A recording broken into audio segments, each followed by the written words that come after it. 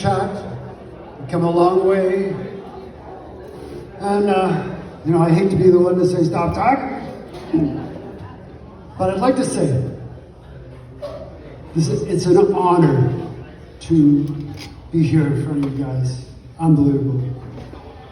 And the decision that made me a master of ceremonies was taken at one of the meetings I did not attend. But I'm not saying that I'm here under protest or under duress. Not at all. I want to thank everybody for coming.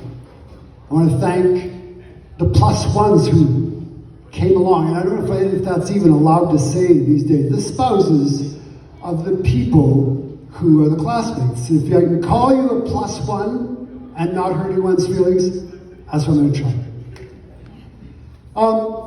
I'm going to use maiden names to keep things less confusing.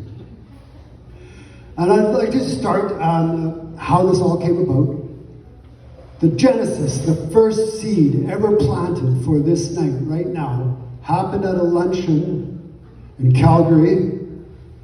And it was Lynn Tully and Darlene Curl and Terry Mansbridge.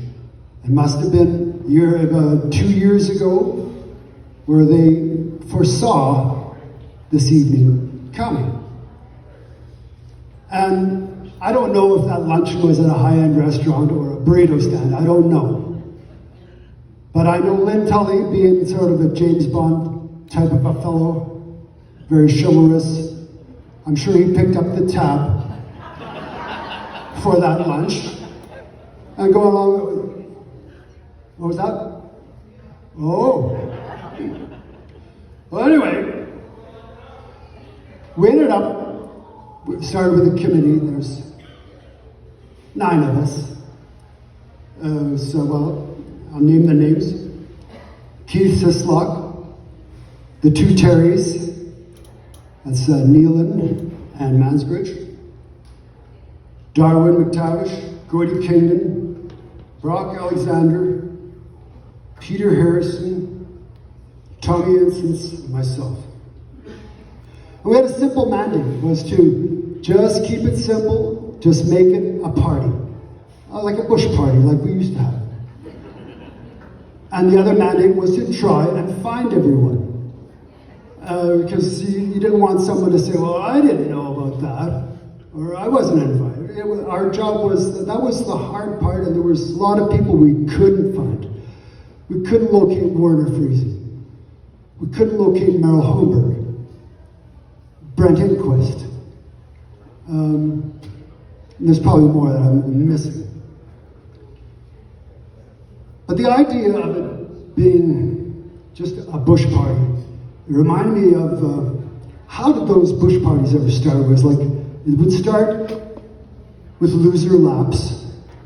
And for the plus ones, I'll explain what a loser lap is. It's where you drive up Main Street and turn around at the fountain, and you go up to the dairy aisle and you turn around there. And you go up to the fountain and you go back to the dairy aisle there. And that might seem pretty boring until you saw another car doing the same thing. Now there's 2 cars. And God forbid if there was a car of girls.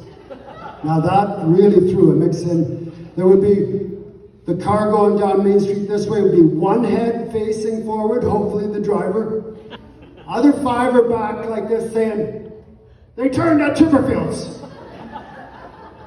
And eventually those cars would meet and a decision would be made whether you went east or north or south. East was the problem. You couldn't go too far because you'd run into Nipawin. For those who watch Corner Gas. So it was like that. It was just a simple start, and then it would be on a Saturday night.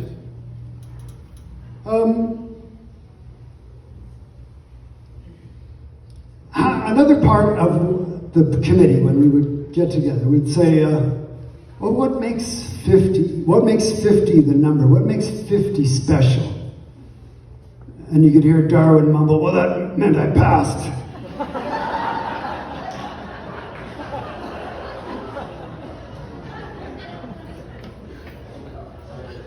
Anyway, I want to get back to that, to the genesis, the first people that started the show off. And I asked Lynn Tully and Darlene Curl if they would come up to the podium and talk about what it's like to return. Because all of us on the committee, we live here. And again, some would ask Darwin, have you lived here all your life? And he would say, not yet. So anyway, but if we don't have that perspective of what it's like to return. And so I phoned Darlene and she said she would do this. So let's have Lynn Tully and Darlene Curl come and talk about what it's like to return.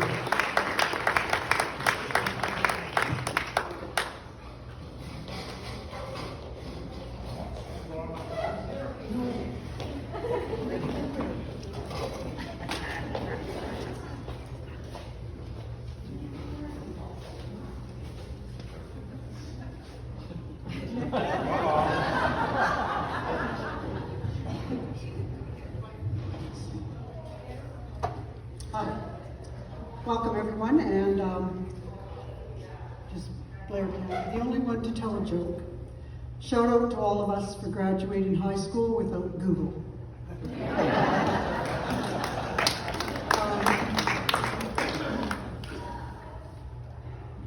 I was asked, and I coerced Lynn into it, to make a few words about what it's like to be back here. So I threw it out to a few people on Facebook, and our very own author, Elaine Guggen, wrote it all, a little blurb, and it says it all. And since I forgot my glasses, Lynn is going to read it.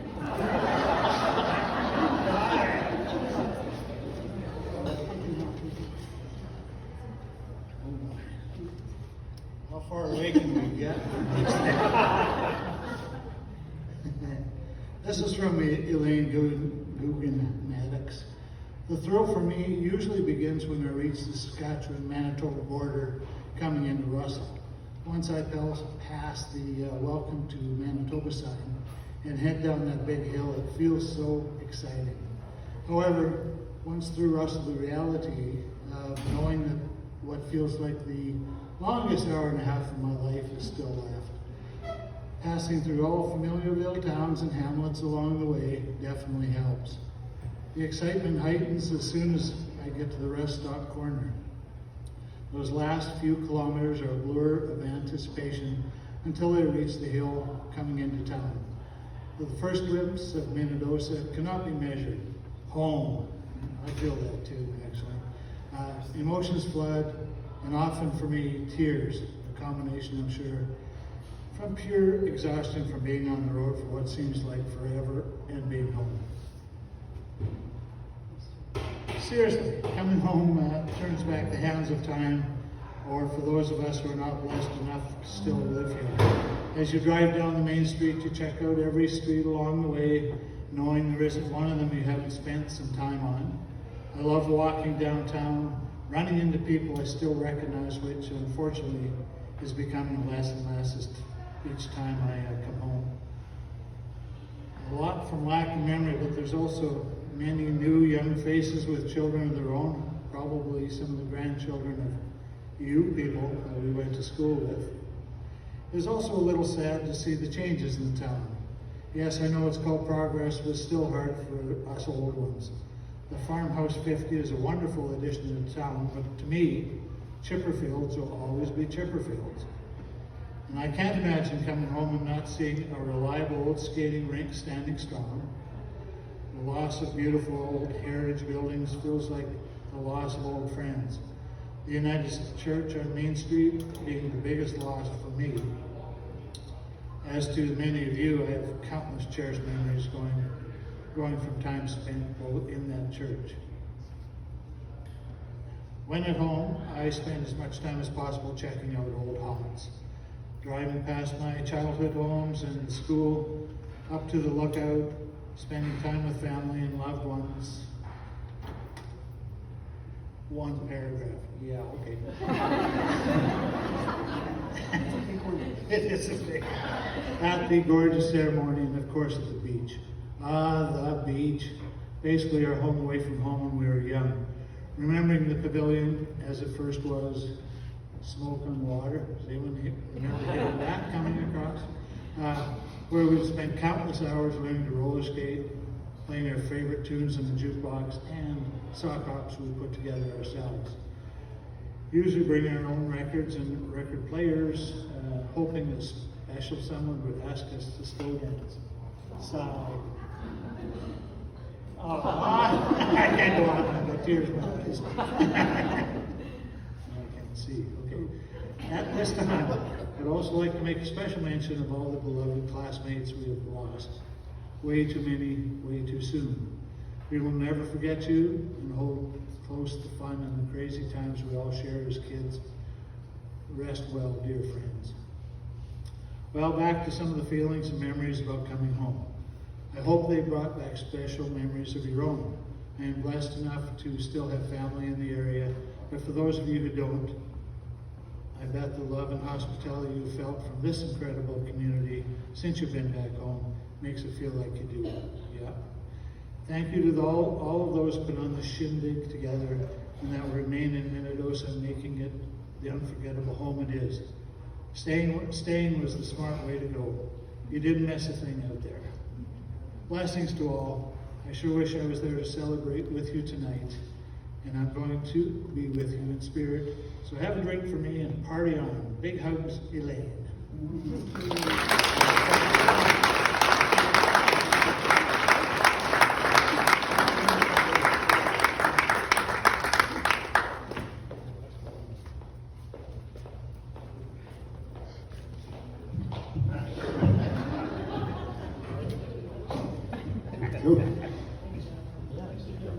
Thanks for that, guys. You know, there was one story that I really wanted to tell. I'm gonna. In this story, if we wanted it to be 50 years in the making, we would have had to gather last year, because this story is 51 years old. On our last day of grade 11, we planned a party. I guess we couldn't wait to be the top dogs in the school. We were the second. We were there. So it was the last day of grade 11, and it was no secret to us that at one time MCI had a marching band, because there were drums and horns and bugles stashed under the stage. So we planned to remove them from the school. And I wish Jeff Wayne was here, because as I recall, at any time there was a tender operation required, we would turn to the colonel. And we didn't ask any questions, and that's the way he liked it. So I can't believe how naughty we were and how organized we were. Because the beer was bought by someone else, we weren't old enough, on Thursday, so that we could start our party on Friday at 9:15 in the morning. We got warm beer. Well, it would be cool through the night somewhere. And so the place for that party was at what was known as Moonface's cabin. A Moonface was a Métis woman who lived here in the summers. And I can describe to you what she looked like, but I think you can guess. Anyway, she wasn't home that morning. That's a good thing. And the place was above the beach cabins. But there's now homes there. So anyway, there it was, 9:15 on a Friday morning, sunny, hot June, and we start drinking beer and beating on a drum and blowing horns. And about 2 o'clock in the afternoon, the RCMP showed up. And that was a buzzkill. All the kids hid the bush. Gonzo. Everyone got away. Except for one. It was Brenda Burton. And so, there's been a cloud of suspicion for 51 years as to what happened that day. Some people feel she was a police informant. And their reason of thinking is that she never did any jail time. Other people think it was the cabin owners 200 yards away that heard us and put in a noise complaint. Now, I don't know how, Brenda, how did you get caught? There's a cloud of doubt and suspicion here. Were you incapacitated with a drink? Shoes tied together? Or maybe the police informant theory comes through. The other interesting part of this story, the part that completes the circle, is the arresting officer that morning is here with us tonight. Constable Don Barclay. He's about 3 years older than us. He was just slightly older than us. And we just responded to a noise complaint. He told me that he was afraid to get out of the squad car because of all the beer bottles that were flying. Now I wonder if he could shed some light on the policing side of the story. You know, was backup ever considered? Anyways, Don recanted on coming up and giving the police side of the story. It was a hard no. So, another story I wouldn't mind telling you, like, it's nice that I think there's about 25 of us from that graduating class that still live here, still hang here. And it's nice to run into, whether it's Peter Stevenson or Janice Kingdon at the grocery store. You bump into them, you have a connection, you know it. But I'd like to acknowledge the people that came from far away. The BC people that I've got written down and probably missed a few. I got Billy Stewart, Kim Arsischuk, Barry Abel. Any other BCers? There. But probably the farthest tonight would be Lloyd Ferguson, come from Los Angeles. Very good.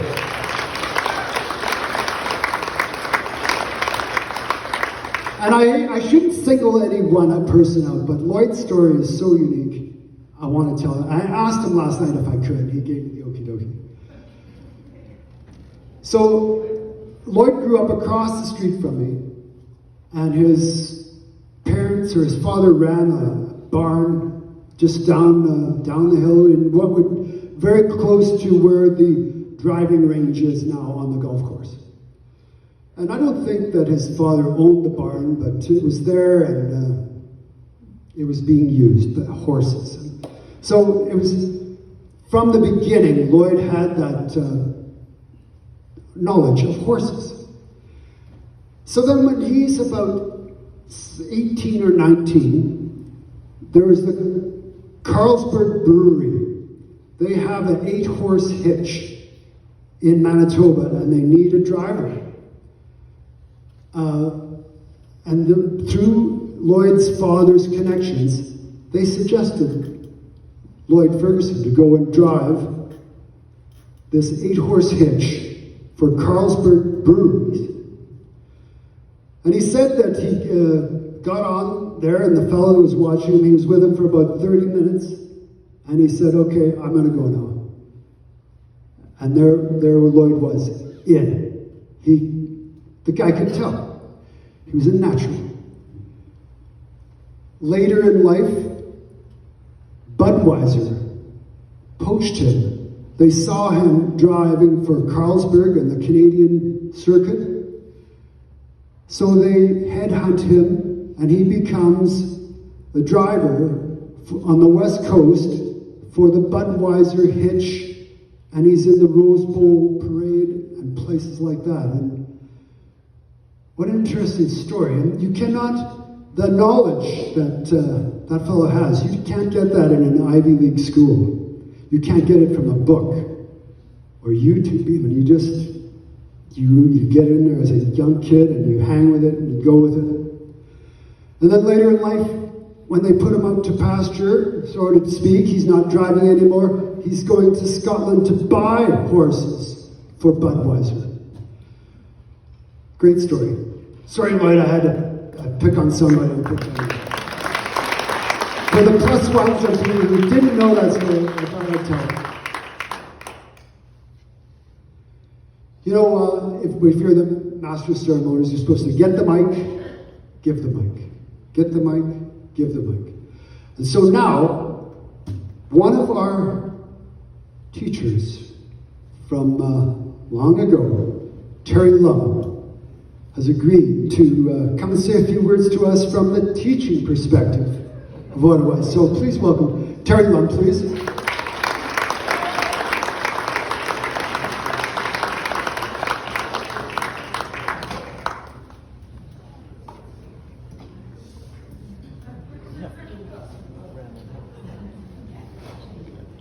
Brought my reference book with me. Lower the mic. Excuse me while I.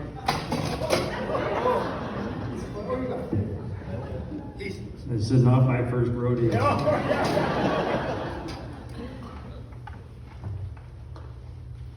Well, I just want to express my gratitude to Jerry for having put out an invitation to me to come and join you tonight. And when I kind of hedged a little bit on it, and I want to. And she kind of sweetened the pot a little bit by saying, well, would you mind coming and speaking tonight? And I said, well, on what? From 50 years ago. Then I got a bit of a sense that there was maybe some deep-seated, long-standing resentments that she had with perhaps some people in the room that she felt that